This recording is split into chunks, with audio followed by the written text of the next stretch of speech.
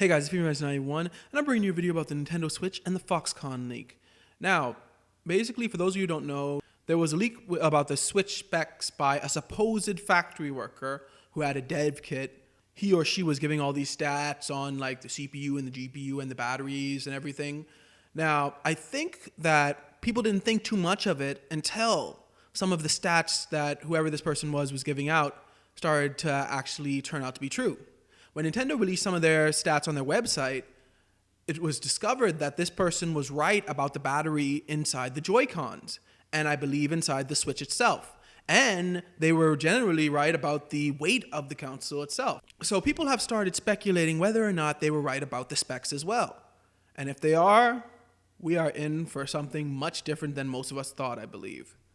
So I'm just going to actually talk about a little theory. But first off, here are the specs that he said the GPU and the CPU were, right?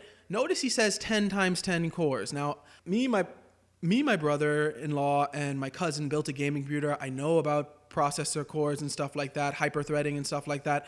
But here's the thing. You guys may tell me if I'm wrong about this, because to me, 10 times 10 cores means in the CPU, 10 physical cores and 10 digital cores. In my computer that I'm recording this on, I have 6 physical cores and 6 digital cores. I have the i7-6800K. So I'm thinking there's no way that that whole 10 times 10 cores means what I think it means, because I doubt in a tablet that size they're going to put a processor that has 10 physical cores and 10 digital cores. Let me just put in comparison. PS4 has 4 digital cores, I believe, and 4 physical cores. I think the Pro has the same amount, except the Pro has 2.1 gigahertz instead of 1.6. So I seriously doubt it could come to be if it does, because if it does, it would definitely justify that $299 price point, because it would be like, how could you get a console that has a CPU with 10 times 10 cores inside of it and charge $299 for it? That would just be amazing. But those of you who know more about it, just tell me whether I'm right, whether that it does mean 10 physical cores and 10 digital cores, or maybe it's just something that I'm just not getting. In any case, these stats look really good, because let me do another little comparison. The PS4 Pro actually runs at 921 megahertz as well. Now, before you guys who are Sony fans go, oh, but the PS4 Pro is way more powerful than the Switch, even if these stats are right. Yes, because the PS4 Pro, I believe, runs on dual GPUs, while the Switch looks like it would only run on one GPU. So yes, it would still be more powerful than the Switch. Just wanted to point that out, even if these stats are right. If these stats are right, people may be thinking, why wouldn't Nintendo broadcast this? Because these stats are great. 1.7 gigahertz in a 10 times 10 core processor, if that's what it means, what I think it means, is amazing, especially for a mobile console.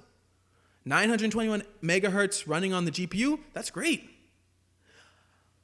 My theory is this. What if Nintendo has finally wised up?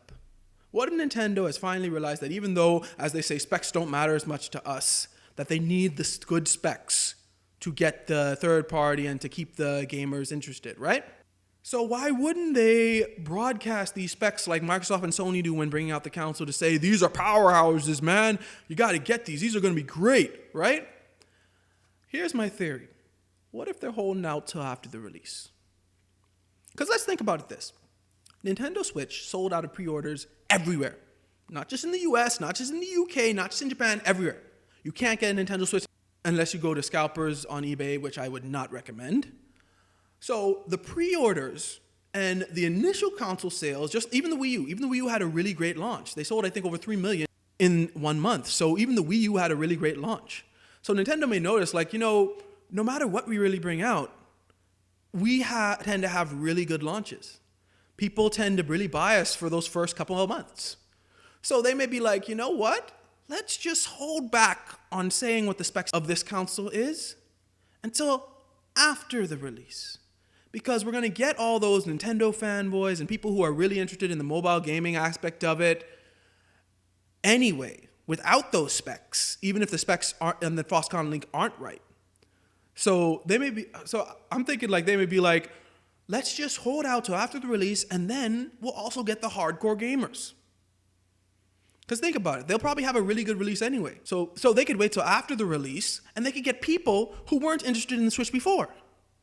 Now, this is just my theory, guys, because if I was at Nintendo and we released a beast of a console, even though this isn't a beast, let's say the Foxconn Link specs are not a beast, but they are much better than most of us thought they were, I think.